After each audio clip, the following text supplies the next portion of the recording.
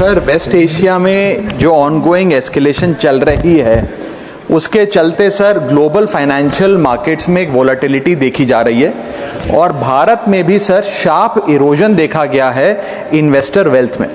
Sir, ये India का crisis नहीं है, इंडिया इस कॉन्फ्लिक्ट का हिस्सा नहीं है, भारत के इकोनॉमिक फंडामेंटल्स अभी भी स्ट्रांग है, हमारी अर्थव्यवस्था और खास तौर पे भारत का बाजार इंडियन स्टॉक मार्केट को एक शॉक लगा है।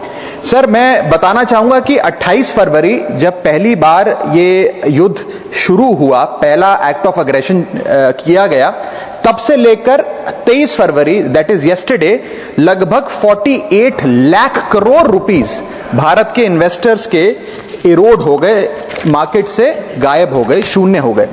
एफपीआईज ने 52,000 करोड़ रुपए 1 मार्च से लेकर 15 मार्च के भीतर भारतीय बाजार से निकाल लिया, रुपया 94 पहुंच गया।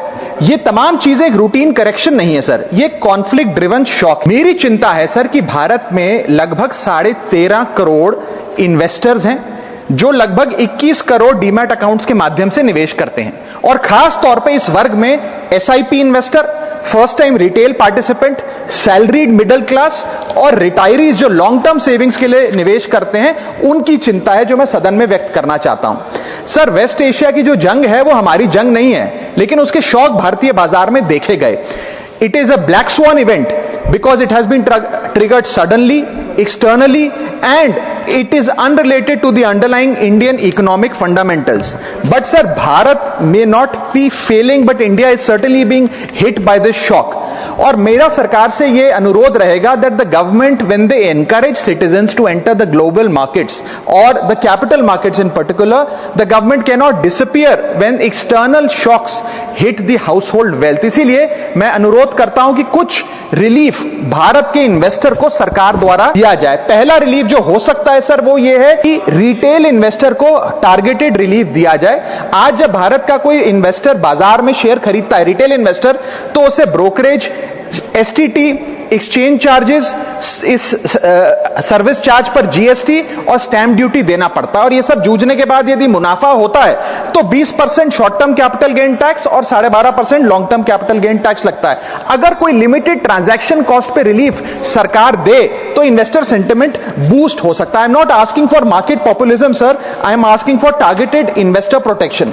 मेरा दूसरा सुझाव है, अगर time bound STT relief retail investor को दिया जाए, एफएनओ सेक्टर को नहीं। एफएनओ सेक्टर में एसटीटी बढ़ाकर सरकार ने अच्छा काम किया, मैं सराहना करता हूं सरकार की, लेकिन रिटेल इन्वेस्टर के लिए अगर एसटीटी का रिलीफ दिया जाए तो एक इन्वेस्टर कॉन्फिडेंस बूस्ट हमारे बाजारों को मिलेगा, भारत के रिटेल इन्वेस्टर को मिलेगा। मेरा थर्ड सुझाव है सर कि कैपिटल लॉस को कैरी फॉरवर्ड करिए। समाप्त कर रहा हूं sir, I just need half a minute. Extend capital loss carry forwards.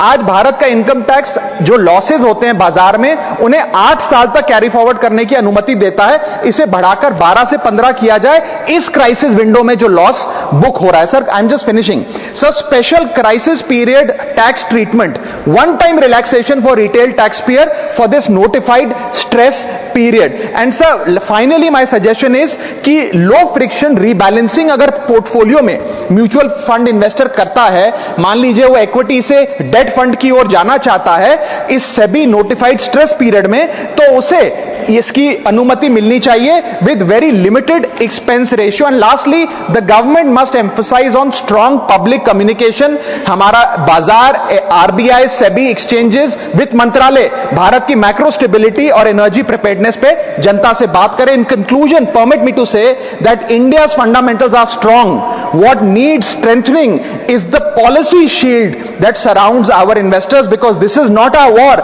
But our investors are paying the price. Thank you.